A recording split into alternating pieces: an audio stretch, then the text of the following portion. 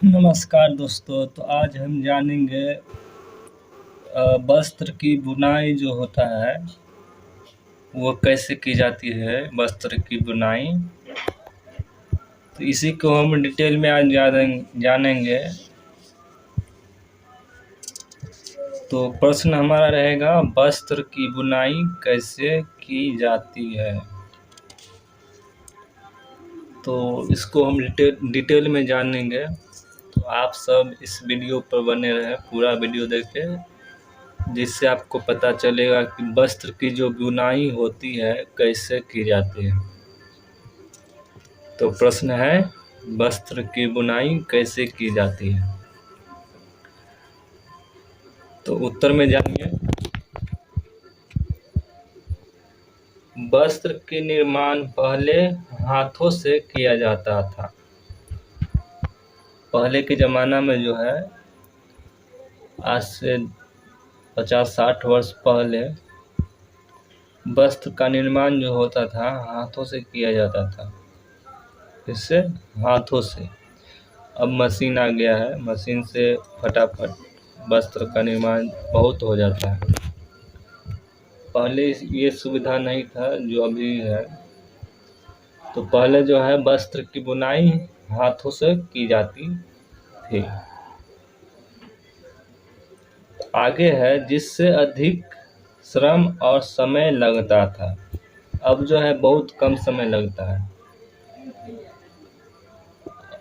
अब हम तो नहीं जानते कितना समय लगता है, लेकिन पहले जो है ना, बहुत समय, एक वस्त्र को एक दिन में लग जाता था। अभी तो हजारों वस्त्र बन जाता है एक दिन में मशीन से। और उत्पादन भी कम होता था।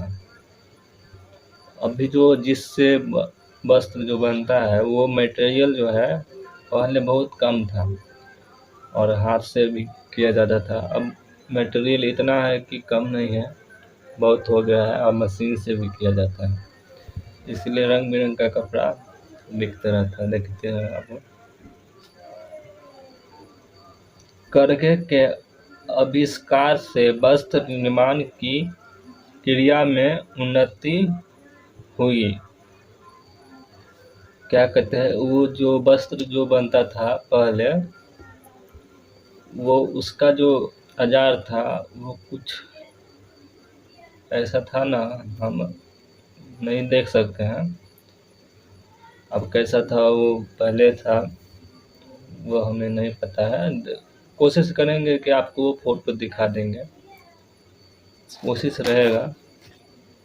चलिए, तब तक आगे हम देखते हैं क्या है।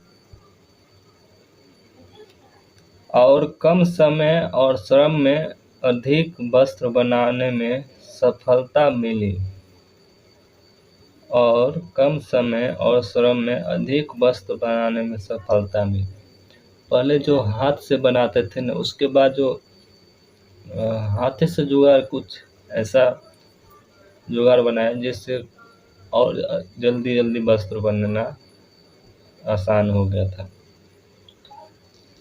और वैज्ञानिक आविष्कारों से वस्त्र निर्माण के काम में और भी उन्नति हुई। वैज्ञानिक इस पर खोज पड़ताल के बाद ऐसे ही सुविधा खोजते खोजते मशीन, बहुत तरह का वस्त्र बनाने वाला उपयोगी औजार बनाया, जिससे कम समय में अधिक वस्त्र बनाया जा सकता है। अब और आगे है, औद्योगिक क्रांति के बाद इस उद्योग ने एक नया मोड़ दिला।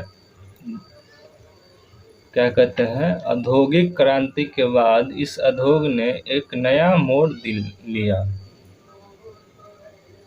कुछ ऐसा ही है, नहीं जानिएगा तो कमेंट करिएगा, हम फिर से कोशिश करेंगे बताने के लिए। और आगे हम जानते हैं, भाप इंजन से चालित एवं विद्युत चालित यंत्रों से उत्पादन में अत्यधिक वृद्धि हुई। आज विज्ञान एवं प्रौद्योगिकी ने वस्त्र निर्माण उद्योग को चरमोत्कर्ष पर पहुंचा दिया। वस्त्र निर्माण के उद्योग में रेशे प्राप्त करने और वस्त्र को बनाने आदि सभी क्षेत्रों में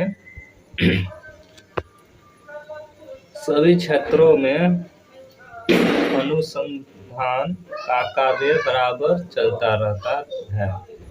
नई नई खोजों के फलस्वरूप सूक्ष्म से सूक्ष्म, सुंदर से सुंदर वस्त्र यंत्रों द्वारा कम समय में बनने लगे हैं। वैज्ञानिक ऐसे ऐसे खोज बहुत किए जिससे अच्छा डिजाइन का कपड़ा और जल्दी बन जाता था। पहले जो बनता था ना, वो बहुत समय लगता था, उतना डिजाइन भी नहीं बना पाता था। अब जो मशीन आ गया है, पहले कुछ और यंत्र बनाया, कुछ सामान ऐसा जिससे अच्छा डिजाइन बनाया जा सकता था, बनाते थे। अब और भी मशीन है, मशीन से कुछ भी डिजाइन जो देखिएगा वो बना दीजिएगा, वैसा चल रहा है। नमूने डिजाइन बनाई, रंगाई आदि भी क्षेत्रों में उन्नति हुई। वस्त्र जो बनता था उसका कलर जो होता है उसका भी विकसित हुआ है। साथ ही विविधता वाले कपड़े बनने लगे हैं। मोटे रेशे से बने कपड़ों के बाद लोग रेशे को और पतला करते गए और उससे बने कपड़ों का प्रयोग किया जो पहले से बेहतर होते हैं। शुरू में जो है ना, अभी जो देख रहे कपड़ा, उससे बहुत मोटा कपड़ा होता था। कुछ देखिएगा, एक 2 सूता में जो धागा होता है ना, कुछ उससे बनता था।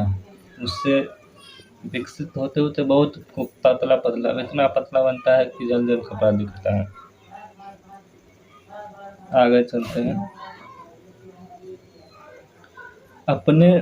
आपने देखा कि पौधों एवं जंतुओं से प्राप्त होने वाले रेशे से बने कपड़े जैसे सूती कपड़े के जल्दी गंदा होने से एवं धोने से सिलवट पड़ने पर इसके रख रखाव पर ज़्यादा ध्यान देना पड़ता है। साथ ही आपने यह भी समझा कि सूती, लिनन एवं ऊनी कपड़ों को बहुत दिन तक छोड़ दिया जाए तो उसमें फफूंदी लग जाता है।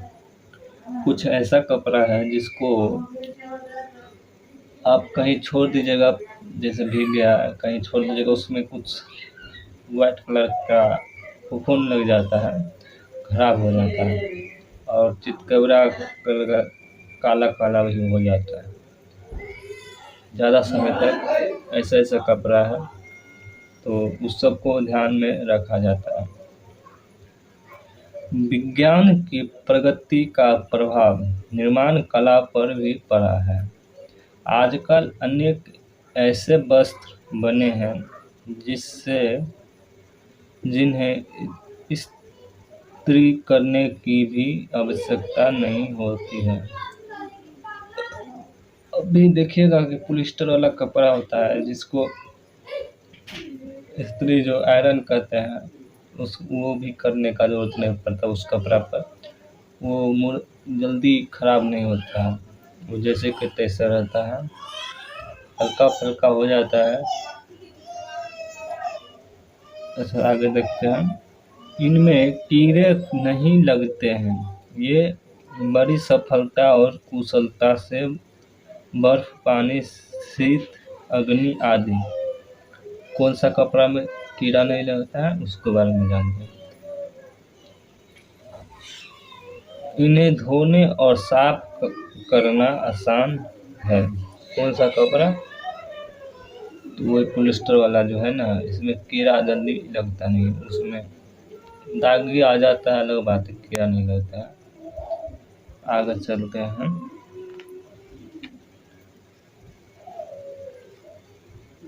पानी, अग्नि आदि से रक्षा करते हैं, अर्थात इन्हें इतने प्रकार के गुणों से युक्त बनाया जा सकता है कि इनका जुदाई।